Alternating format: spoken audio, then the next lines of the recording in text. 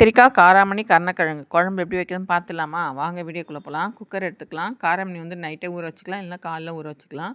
நல்லா கழுவிட்டு குக்கரில் போட்டுக்கலாம். கொஞ்சம் கருணக்கிழங்கு கட் பண்ணி போட்டுக்கலாம். 2 வெங்காயம் 2 தக்காளி கட் பண்ணி போட்டாச்சு. இப்போ மசாலா சேர்த்துக்கலாம். 3 ஸ்பூன் மிளகாத்தூள்,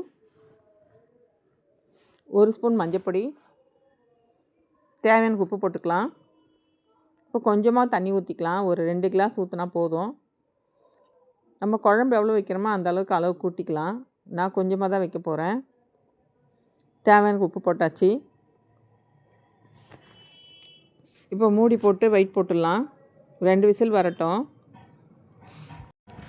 இப்போ 2 விசில் வந்துருச்சு. ஓப்பன் பண்ணி பார்க்கலாம். கருணக்கிழங்கு வந்து நல்லா வெந்துருச்சு பாருங்கள். இப்போ நம்ம கத்திரிக்காய் கட் பண்ணதை எடுத்து போட்டுக்கலாம். கத்திரிக்காய் வெந்த பிறகு புளி தண்ணி கொஞ்சமாக ஊற்றிக்கலாம்.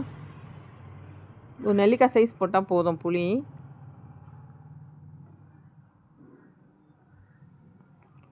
செம்ம டேஸ்ட்டாக இருக்குங்க இந்த மாதிரி குழம்பு பண்ணி சாப்பிட்டோம்னா. காராமணி உடம்புக்கு ரொம்ப நல்லது. இப்போ காய் நல்லா வேகட்டும். பாருங்கள் நல்லா வெந்துருச்சு. இப்போ புளி கரைசல் கொஞ்சமாக ஊற்றிக்கலாம். ரொம்ப ஊற்றக்கூடாது, கொஞ்சம் ஊற்றினா போதும். இப்போ நல்லா கொதிக்கட்டும். இப்போ நம்ம தாளிச்சிக்கலாம். ஸ்டவ் ஆன் பண்ணியாச்சு. கடாயில் எண்ணெய் ஊற்றியாச்சு. கடுகு உளுத்தம்பருப்பு போட்டுக்கலாம். கொஞ்சம் பூண்டு நசுக்கி போட்டுக்கலாம். கொஞ்சம் கருவேப்பிலையும் போட்டுக்கலாம். இப்போ நல்லா பொரிஞ்சிச்சுன்னா எடுத்து குழம்புல ஊற்றிக்கலாம். அவ்வளோதான், குழம்பு ரெடி ஆகிடுச்சு.